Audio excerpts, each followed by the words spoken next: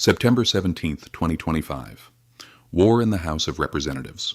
BEFBI's Director Kash Patel was testifying in Congress for 2 days. The first day was in the Senate, tense but controlled. But the second day would be different, because in the House of Representatives, Democrats were prepared. September 17th, 2025. War in the House of Representatives. FBI Director Kash Patel was testifying in Congress for 2 days.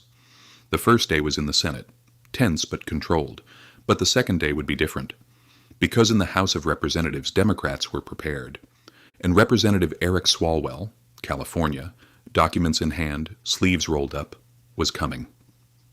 The hearing room in the Rayburn Building was packed. House Judiciary Committee, Chairman Jim Jordan, Democratic leader Jamie Raskin, and dozens of members of Congress lined up to ask questions. The topic: Jeffrey Epstein files. What had Patel said during the campaign? We will open the Epstein files. We will reveal all the names. No stone will be left unturned.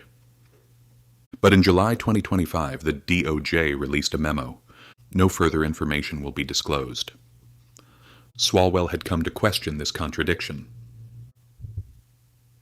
Section 1. Did you tell Bondi Trump's name was in the files? 1447. It was Swalwell's turn.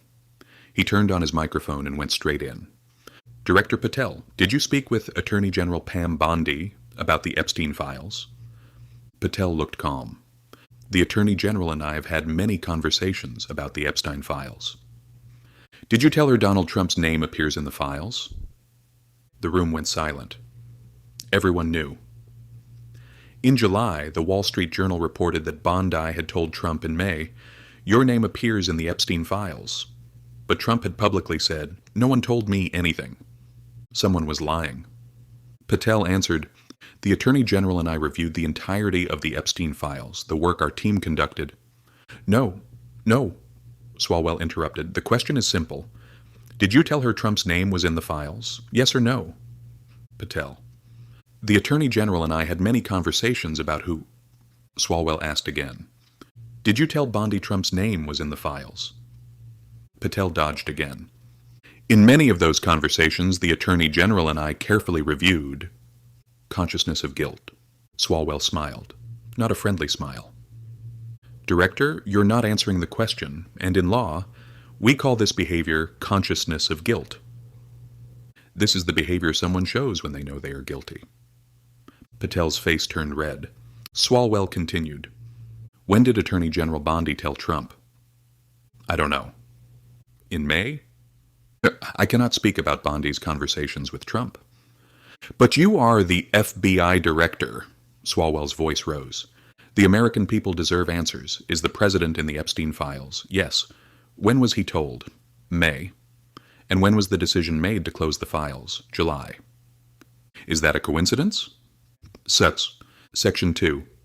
The court excuse. The shell game.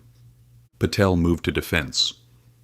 Senator Swalwell, we cannot release information prohibited by the courts. That would be illegal. Swalwell laughed, a sarcastic laugh.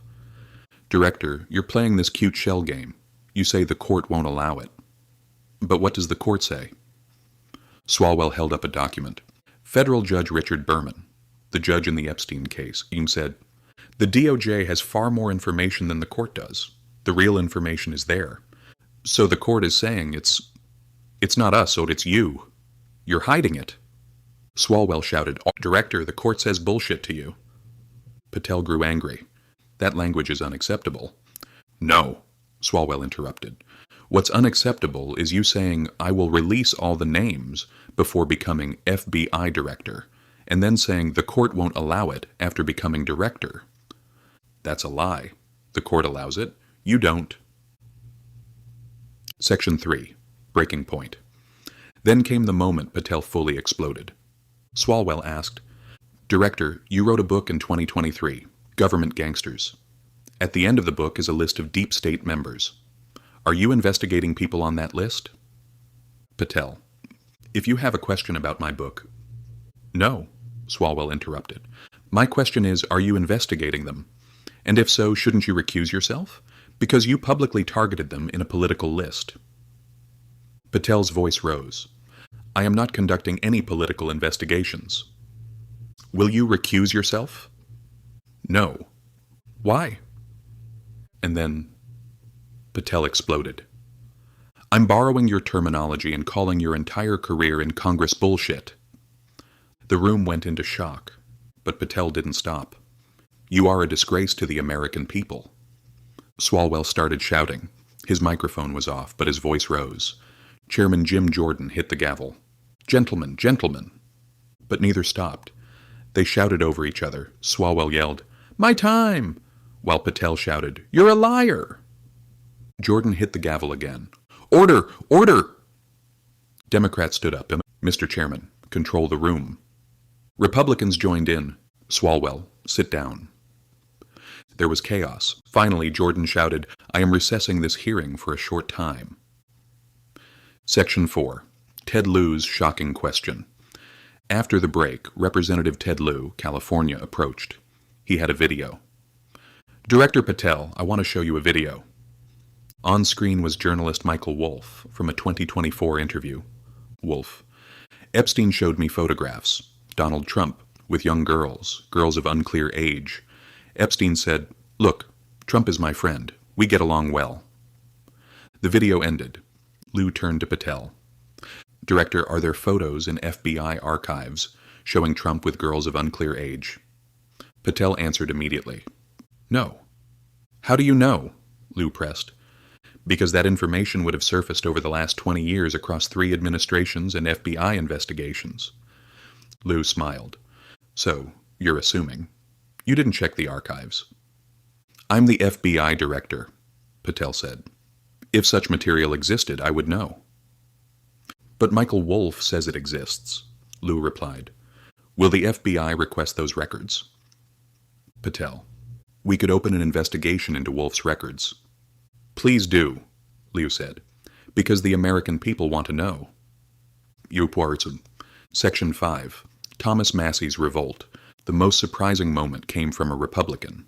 Representative Thomas Massey, Kentucky, a far-right Trump supporter who launched a discharge petition to open the Epstein files. Massey asked Patel sharply, Director, what did you say in the Senate yesterday? There is no credible information Epstein trafficked women to others. Correct? Patel. Yes, based on 3 federal prosecutors' assessments. But victims told the FBI, Massey interrupted, and they mentioned at least 20 men. Are you calling those victims liars? Patel. No, I did not say. Then the information exists, Massey shouted. Whether it's credible or not is not your decision. It's the prosecutor's decision. But I'm the FBI director, and I'm a member of Congress, Massey cut in. And on behalf of the American people, I say, this is unacceptable. You said during the campaign, I'll release all the names. Now you say there are no names. Which is true? Patel could not answer. Section 6. Jamie Raskin's birthday letter. Democratic leader Jamie Raskin, Maryland, created one of the most dramatic moments. Behind him was a large poster, a birthday letter to Epstein bearing Trump's signature. The letter was found in a book prepared for Epstein's 50th birthday, written over the silhouette of a nude woman. To Jeffrey. It's great to have a friend like you. A wonderful new secret. Donald. Raskin asked, Director Patel, the White House says this letter is fake. Press Secretary Caroline Leavitt says the president did not write or sign this. Do you believe that? Patel hesitated. I am not a handwriting expert. But the FBI has handwriting experts, Raskin replied. Did you analyze this letter? I personally did not. Did the FBI? I don't know. Raskin smiled. So the White House says fake, but the FBI hasn't checked. Interesting. Jared Moskowitz's trap. Representative Jared Moskowitz, Florida, went further. Director, the president says this letter is fake. Epstein's estate provided it, so the estate provided a fake document linking the president to the world's largest pedophile network. Will you investigate Epstein's estate? Patel looked confused. On what basis? Moskowitz. According to the president, they provided a forged document. Patel. I don't know if that constitutes grounds for an investigation. But if it's fake, Moskowitz pressed, that's a serious crime. Or is the president lying? Patel was cornered. We will evaluate this matter, he said. Moskowitz smiled. Thank you, Director. Noted. Udusbukus.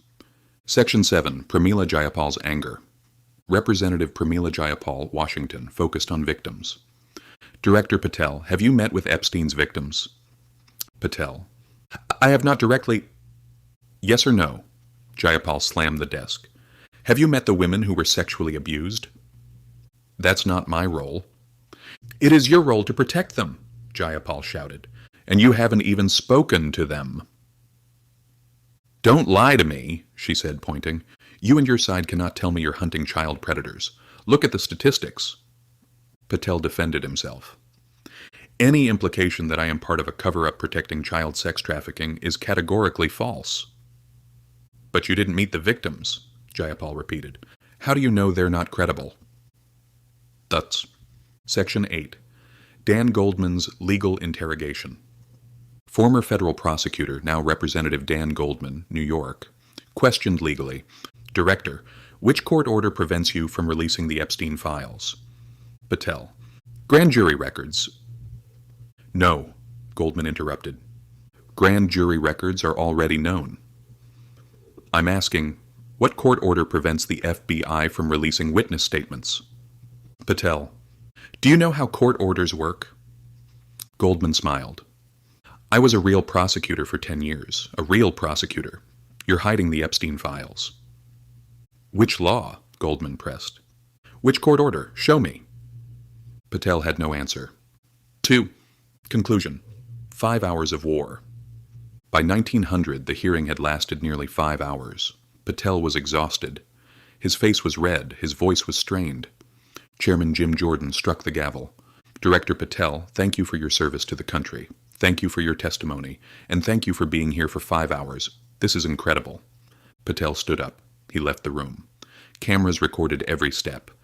But that night, on television, social media, and news sites, one moment replayed again and again. I call your entire career in Congress bullshit. Eric Swalwell later appeared on MSNBC with Chris Hayes. I clearly hit a nerve. The questions were simple. Is Trump's name in the files? Yes. Did you tell Bondi? No answer. Did victims mention other names? Yes. Are you investigating them? No. Patel said during the campaign, I'll open all the files. Now he says no credible information. Which is true? The answer is clear. The cover-up continues. The end. September 17th, 2025. A day that went down in history. Because that day the FBI director cursed in Congress, shouted, lost control. But why? Because Eric Swalwell asked the right questions, and the answers were inconsistent. Epstein is dead. Maxwell is in prison. But the network they created, woven with wealth, power, and silence, is still protected. And Swalwell tore a piece of that network open. The war is not over yet.